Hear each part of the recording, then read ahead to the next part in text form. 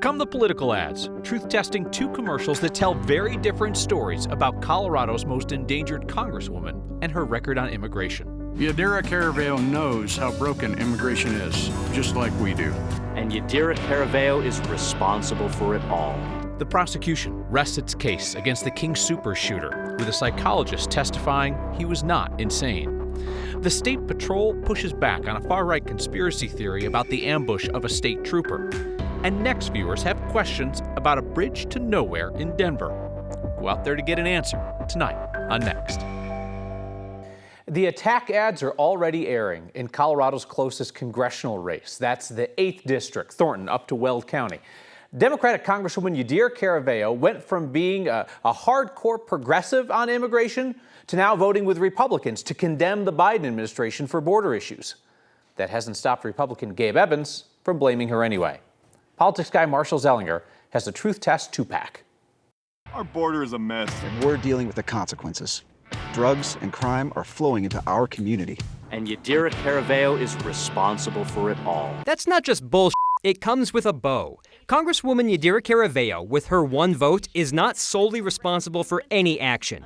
This ad, paid for by Gabe Evans for Congress and the National Republican Congressional Committee, conflates a federal issue, border crossings, and state statistics, Colorado fentanyl deaths, and then tries to definitively blame it all on Caraveo. You don't need me to tell you that statement that she's responsible for all of it is crap. We're stretched thin. And police budgets are getting slashed. What that has to do with Caraveo is not clear from the ad itself. Law enforcement budgets for police and sheriff's offices have nothing to do with Congress. They are dictated by decisions made by cities and counties.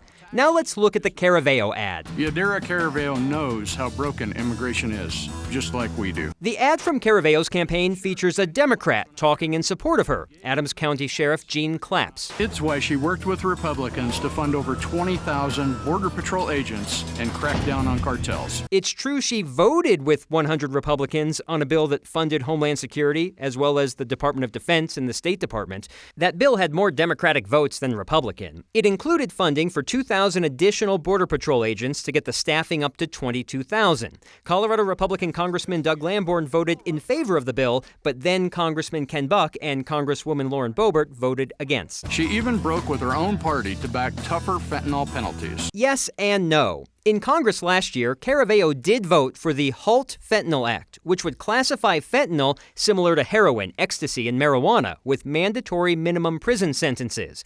It passed the House with 74 Democrats joining Republicans saying yes, but Caraveo was the only Democrat from Colorado who voted in favor. And since then, that bill has not gone anywhere in the Senate. It's important to point out that while Caraveo was a state representative in 2019, she was among the 60-plus state lawmakers to lower the penalty for possession of 4 or fewer grams of fentanyl. Then in 2022, she voted in favor of reversing that decision, making it a felony again. Let's come behind the scenes just a little bit. Normally, ads have citations on the bottom of the screen that lead to the support of what the campaign is really getting at.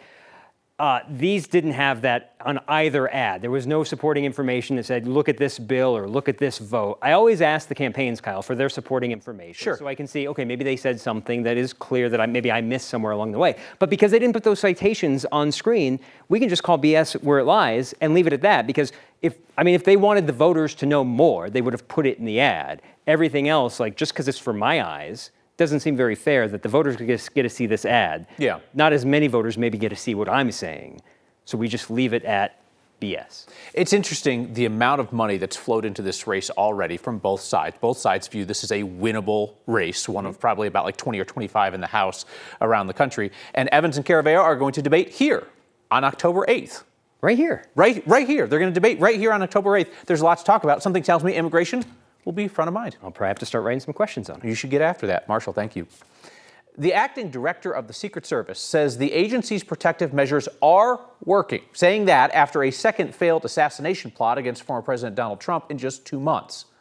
America has not seen anything like this since President Gerald Ford survived 2 assassination attempts in 3 weeks back in 1975. The suspect in the latest plot against Trump is a 58-year-old named Ryan Routh. The Secret Service says he was lying in wait with a rifle on a Trump-owned golf course yesterday. The Secret Service director says an agent spotted the scope of the rifle poking out of bushes at the golf course as Trump was playing golf. He was about 300 to 500 yards away. The suspect ran after agents fired at him. Routh was arrested shortly after. The acting director of the Secret Service is defending their protocol, claiming the shooter never got a line of sight on Trump and never was able to fire a shot. Representative Jason Crow from Aurora is the lead Democrat on the bipartisan task force investigating the assassination attempt at Trump's rally in Pennsylvania back in July.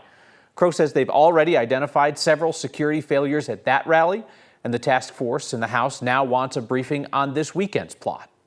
Already a month into our investigation, we've identified a number of issues that failed in Pennsylvania. That is from perimeter security to coordination with local law enforcement to a lack of communication to coordination between campaign staff and local law enforcement and Secret Service. So there were a lot of things that went wrong there. And it's just too early to tell whether or not those same issues were at play here or not.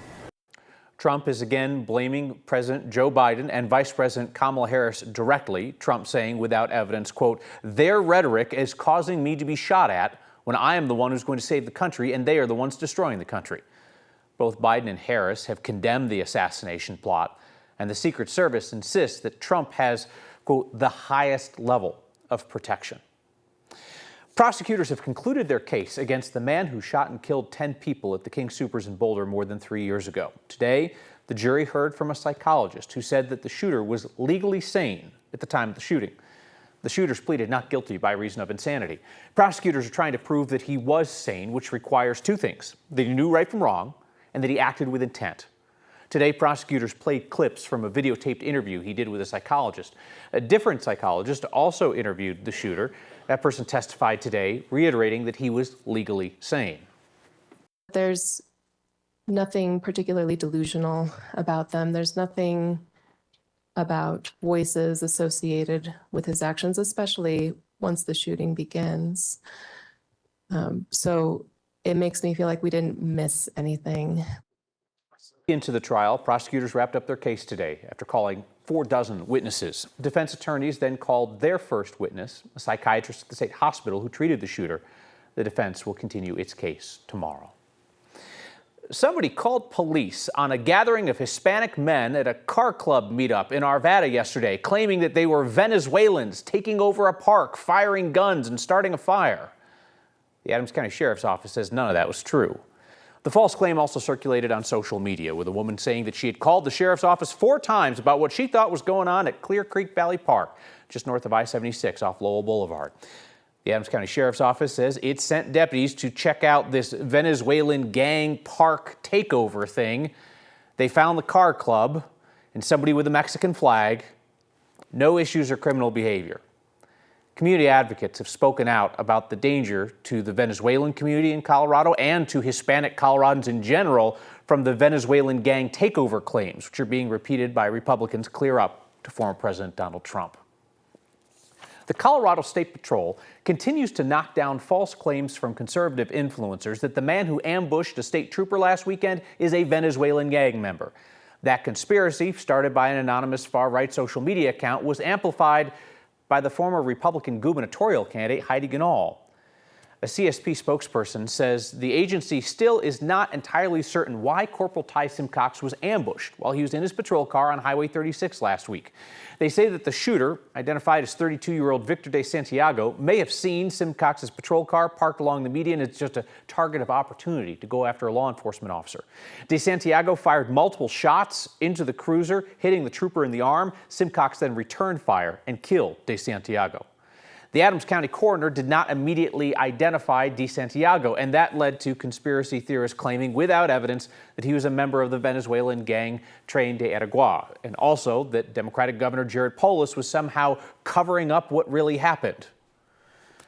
De Santiago is a U.S. citizen and a longtime Colorado resident. CSP said today that he was involved in local gangs when he was younger, but they've seen no evidence that he was involved in any transnational gang activity. I have no reason to believe that he's associated with any international gangs. I can say that he's got gang activity in his history, but I can't speak to whether he was currently associated or involved with a gang. But it was a local gang. Investigators are still working to determine De Santiago's exact motive. CSP says Corporal Simcox is expected to make a full recovery and return to patrol. Through your generosity, the Empowerment Program in Denver is going to get more than $25,000 in donations to help women turn their lives around after homelessness, incarceration, mental health issues, unemployment. Through 222 weeks of your microgiving, you have now raised more than $13 million for nonprofits in every corner of Colorado. If you know of a wonderful nonprofit in your community that's making an impact and could do more with more resources, let us know about them. I read each and every email that comes to next@9news.com. Well, it is an unwelcome but all too familiar sight in northern Colorado. We're keeping an eye on a small fire that's prompted some evacuations today. And a mysterious bridge that leads from nowhere to nowhere. It's actually a sign of things to come along South Broadway. That's next.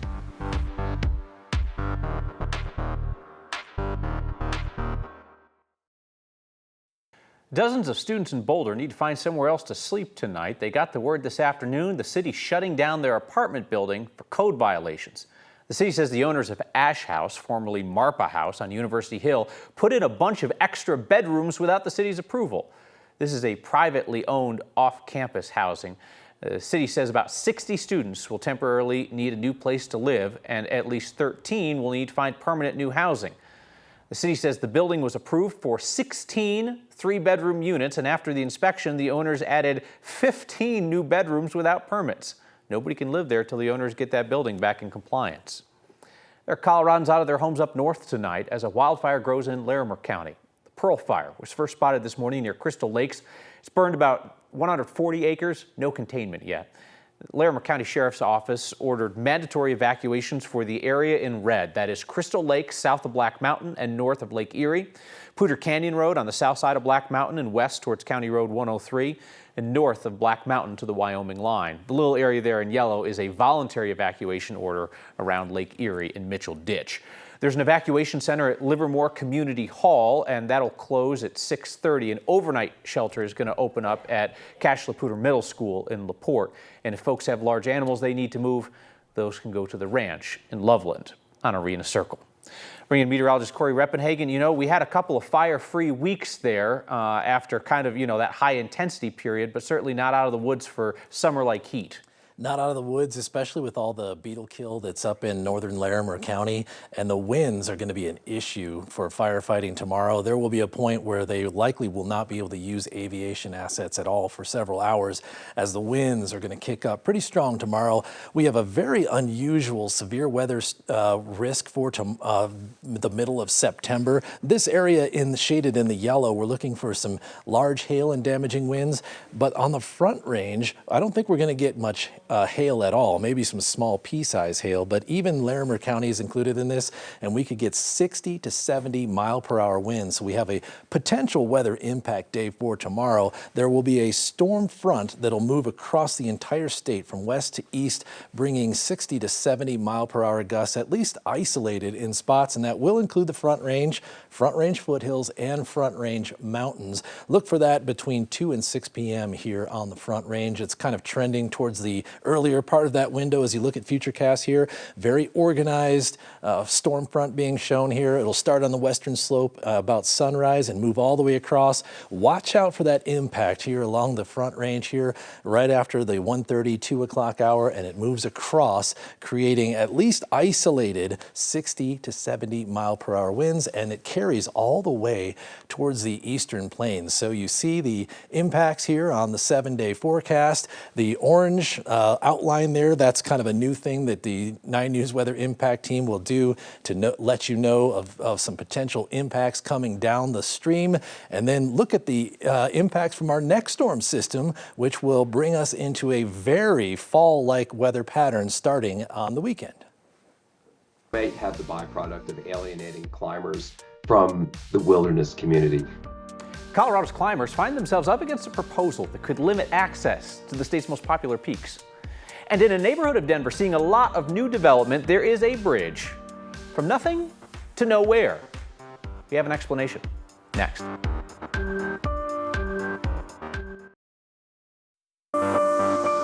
Tonight's next question comes from Dave in Denver, who wants to know what's up with the bridge to nowhere at the old Gates factory property near I-25. Hey, next, it's Dave. On the old Gates Rubber Factory property just north of Mississippi between Broadway and Santa Fe, there's a pedestrian bridge that's been there for probably close to a year now that connects nothing to nothing. There doesn't seem to be anything else going on that property, and I'm wondering why that bridge is there, what's happening with the property. Was that built with taxpayer funds? And hopefully you can figure out what's going on and let us all know. Excellent question, Dave, and thank you for sending your question by video so we can look each other in the eye. So this is kind of like a case of putting a cart before the horse, and in this case, it's the pedestrian bridge before the pedestrians. So this was designed as part of the long-term Broadway station redevelopment. The bridge is part of a planned network of pedestrian bridges over RTD tracks in that area of I-25 and Broadway. The land on either side of the bridge has been purchased for residential developments, but those projects are still early in the permitting stages. Development in that area around the old Gates plant has been slow because there's a lot of contaminated soil in that area, and then the pandemic delayed things even more. The people and the buildings are coming.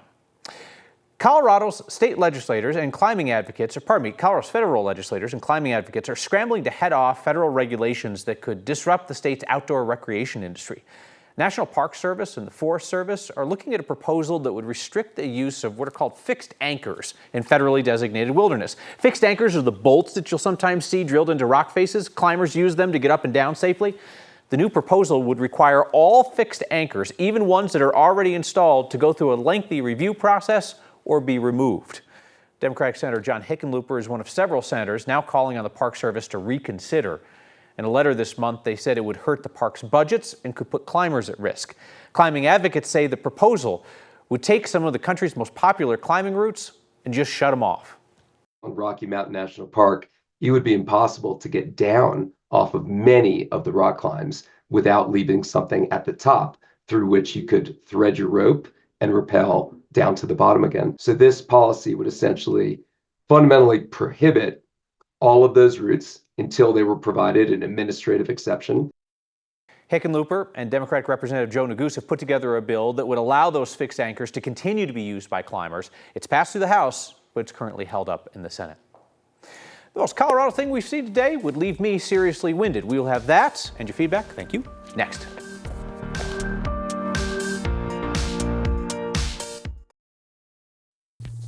The most Colorado thing we saw today is a woodwind concert that would leave just about anybody winded. Stephanie Zelnick, music professor at the University of Kansas, shared video of her recent performance atop Mount Elbert. She climbed the highest peak in Colorado and then used whatever oxygen she had left to play a little clarinet. Zelnick says part of this is her conditioning and part of it is a project on how altitude affects wind musicians. Zelnick and her fellow performer Lauren Jacobson have played their music on peaks across Colorado. Last year they did Bierstadt and they did Mount Audubon, a 13er near Boulder. Yeah, that looks like Colorado to me. If you see something that looks like Colorado to you, email it our way next at 9news.com. John writes, "Hi Kyle, just wanted to say thank you for trying to get all the facts straight on the crazy theories. It's got to be a hard job." Sometimes it is hard, John, sometimes it's frustrating, but I think it is probably the most important public service that we can provide these days because there is so much, well, as Marshall would say, BS out there. See you next time.